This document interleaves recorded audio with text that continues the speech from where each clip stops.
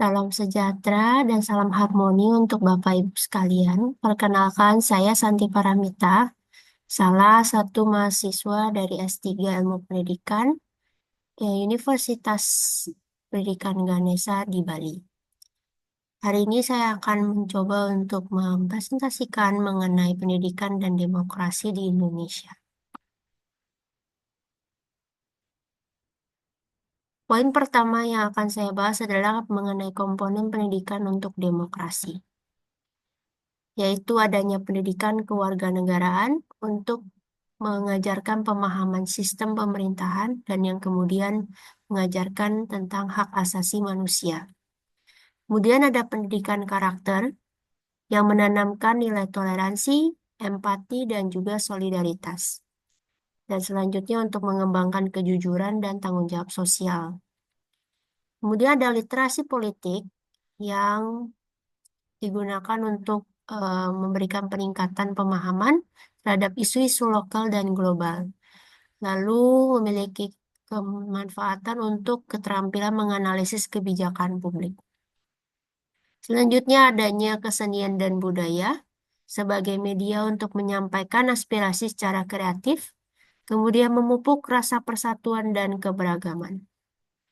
Poin kedua yang akan saya bahas di sini adalah tentang tantangan dalam pendidikan untuk demokrasi. Adanya ketimpangan akses pendidikan, di sini terdapat perbedaan kualitas pendidikan di antara perkotaan dan pedesaan.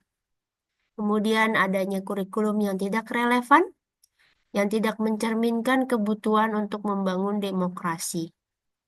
Selanjutnya adanya minimnya pelatihan guru, di mana guru kurang kompeten dalam menyampaikan nilai-nilai demokrasi.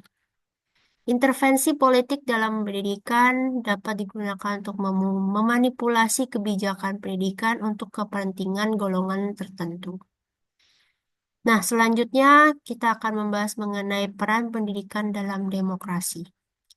Pertama, untuk membentuk warga negara yang cerdas dan kritis, kemudian mengajarkan mengenai nilai-nilai demokrasi seperti nilai keadilan, nilai kebebasan, dan nilai tanggung jawab.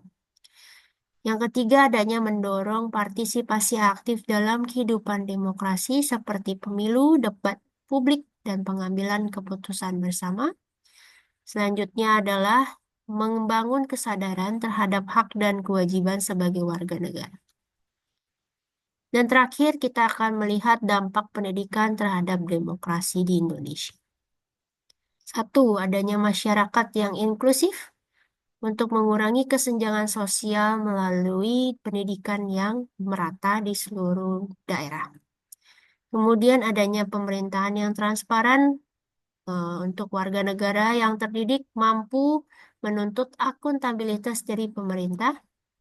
Kemudian adanya penguatan civil society, di mana mendorong peran aktif masyarakat dalam menyuarakan hak. Dan selanjutnya adalah kesadaran multikultural untuk menghormati keberagaman sebagai kekuatan dalam demokrasi.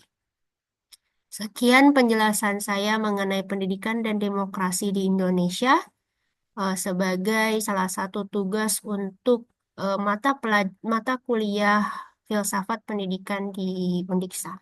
Terima kasih atas perhatian dari Bapak Ibu. Salam harmoni.